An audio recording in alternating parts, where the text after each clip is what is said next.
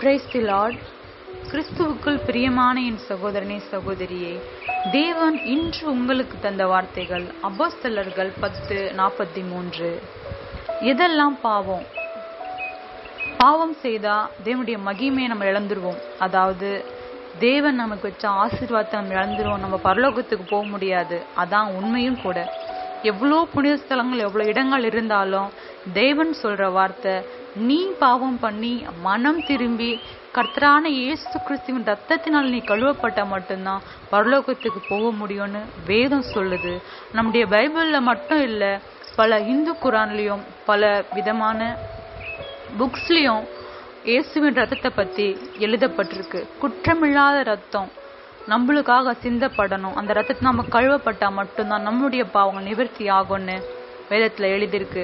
நான் இந்த பரிகாரம் பண்ணிட்டேன், நான் இந்த தவறு பண்ணிட்டேன், அந்த பரிகாரம் பண்ணிட்டேன்னு சொல்லிட்டு